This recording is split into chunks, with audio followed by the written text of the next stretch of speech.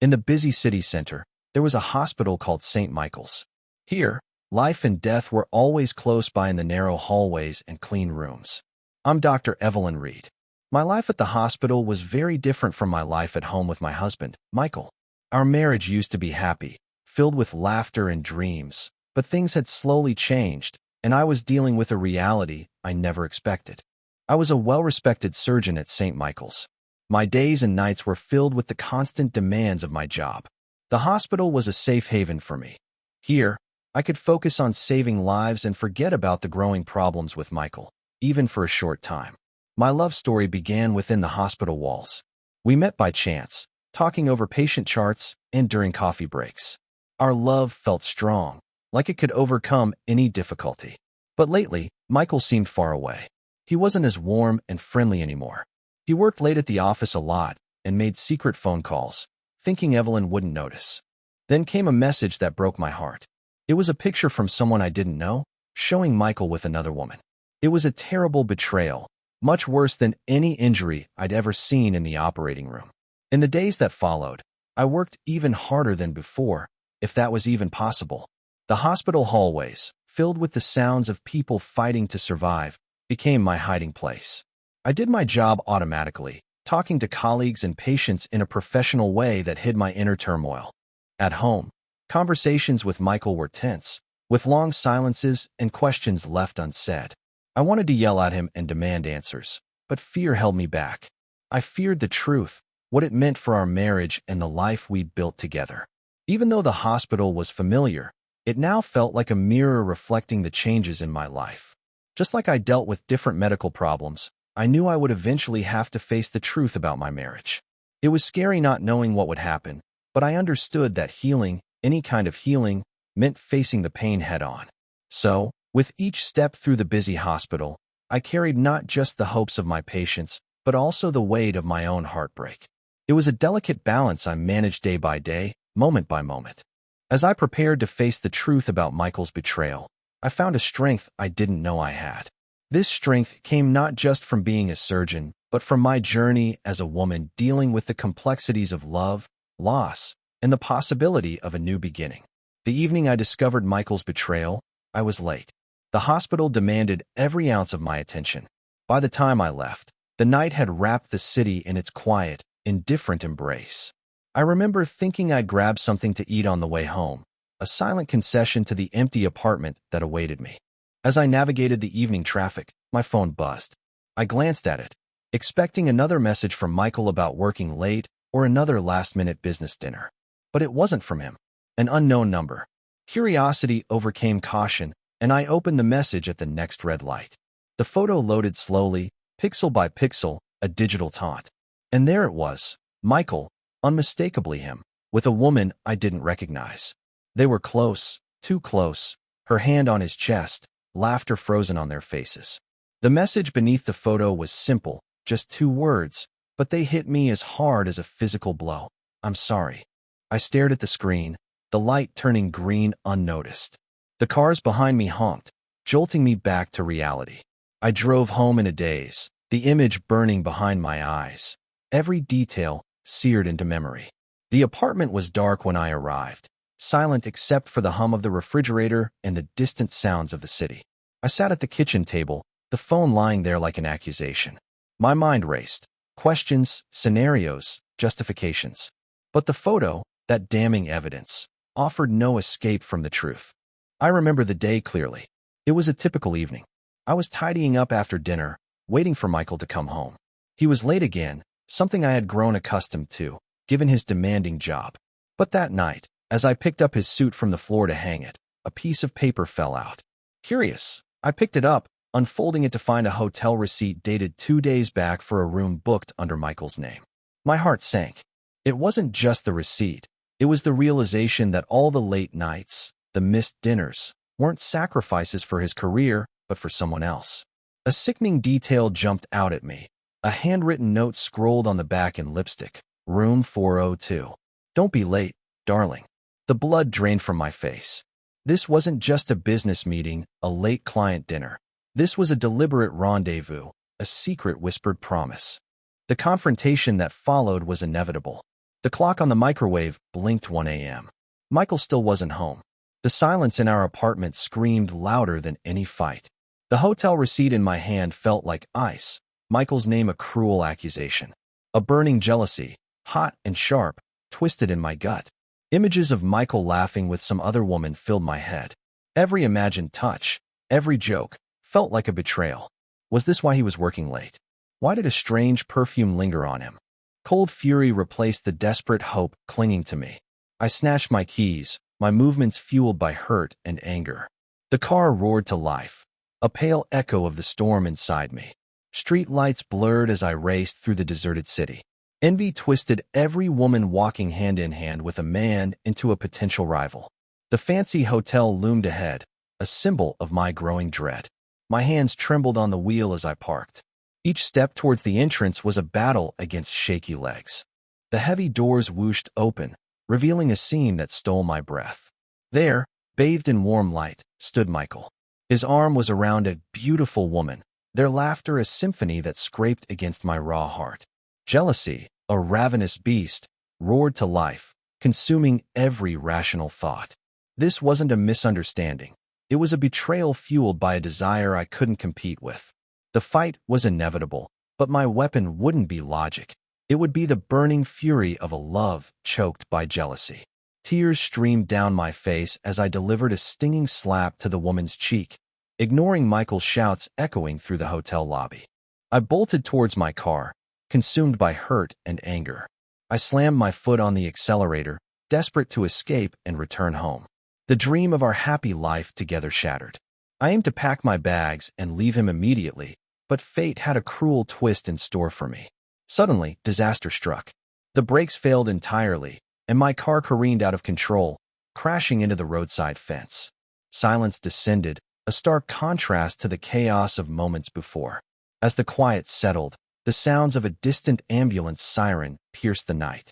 Bathed in the soft glow of the night lights, a wave of memories washed over me. Happy moments, culminating in the image of Michael proposing, his vows echoing in my head. My eyelids fluttered shut, tears still clinging to my lashes. Was this the end? Update. 6 months have passed since I slipped into a deep sleep. When I finally woke up, I wasn't in my familiar surroundings. I was in a strange place, and next to me was Chloe, my close friend from high school. We'd been friends for over 10 years. Relief washed over Chloe's face as I regained consciousness, but there was also a hint of something unspoken in her eyes. Chloe excused herself to answer a phone call. When she returned a few minutes later, she took a deep breath and began to explain what happened after my accident. Michael, my cheating husband, had been following me in his car that night with the woman from the hotel still by his side. They were talking and laughing as if nothing was wrong. Then my car crashed. Michael saw it happen, but he did nothing. He just watched from a distance and called an ambulance, a final cold act of charity before leaving the scene. He drove away, seemingly free from any responsibility. It was hard to believe. The police showed my current guardian, Chloe, the footage from my car's dash cam. The story gets worse. While I lay unconscious in the hospital, Michael and his lover continued their extravagant vacation. They didn't care about my well-being. To fuel their lavish lifestyle, Michael even stole all my savings and used it to buy a luxury apartment for them to live in together. But the most satisfying twist was yet to come. As the stunned guests erupted in a cacophony of whispers and gasps, I walked away, head held high. Michael, his facade crumbling, clung desperately to Sophia. Perhaps there was a flicker of genuine love in his eyes, but it was overshadowed by the betrayal that burned in my gut. I had foolishly expected an apology, a shred of remorse, but there was only a deafening silence. Later that night, Michael materialized at my doorstep.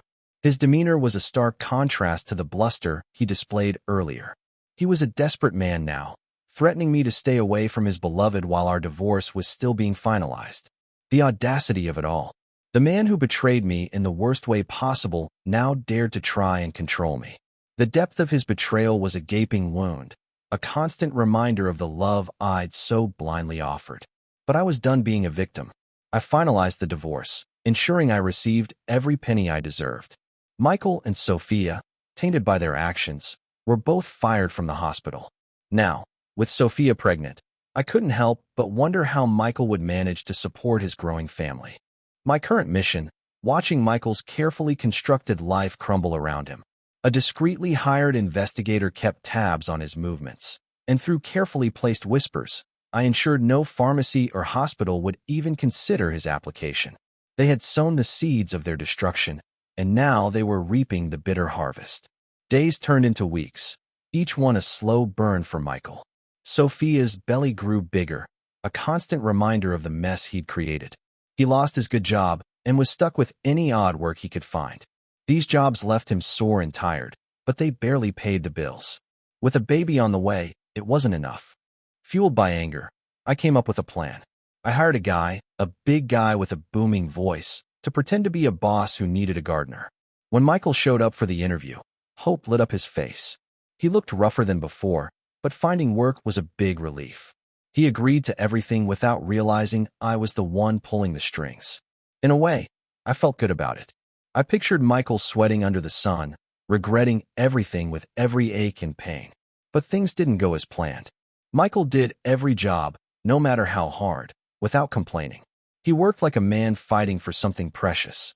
His family, his unborn child's future. Sophia's due date was coming up, and Michael, ever the loving husband, wanted to get her something nice, but he had no money. Shamefaced, he went to the boss, me in disguise.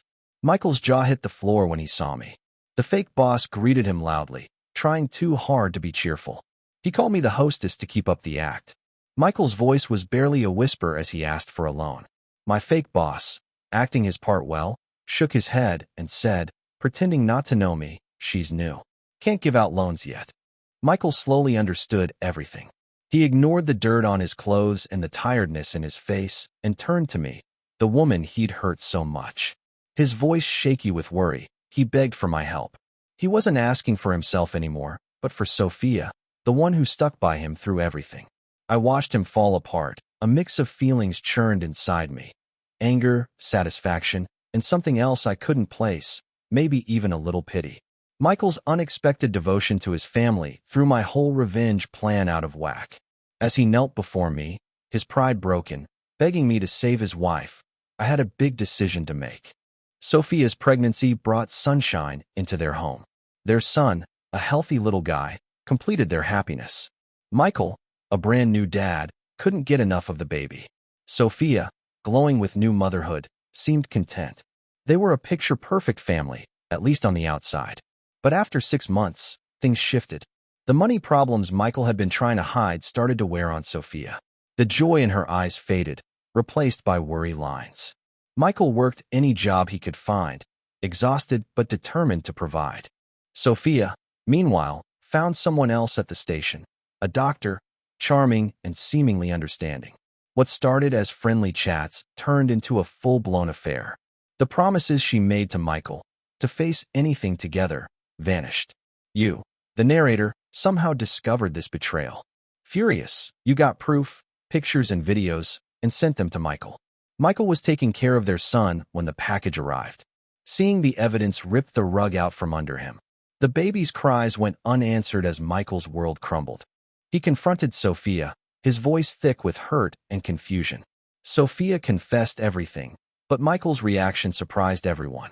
Maybe it was the sight of their innocent child or the shock of it all, but he forgave her. Perhaps he desperately clung to the family he'd built. But fate had other plans. Racked with guilt, or maybe wanting a fresh start, Sophia left that night. All she left was a sorry letter. Michael, devastated and alone, faced a harsh reality. He was a single dad drowning in debt, solely responsible for raising their child. Then tragedy struck. Their son fell ill with a high fever and didn't make it. Grief and despair swallowed Michael. He couldn't afford the funeral. The debt to you, a constant reminder of his mistakes, felt like a vice tightening around him. With each blow, he broke a little more. He became a ghost of his former self, wandering the streets. A broken man searching for a family he'd lost. This is where Michael's story ends. A man who paid dearly for his past, and a victim of Sophia's selfishness. The question remains, will Michael find some peace, or will his loss consume him forever? Thank you for watching. If you haven't subscribed yet, Please do so and hit the notification bell to stay updated with more shocking real-life stories happening around you.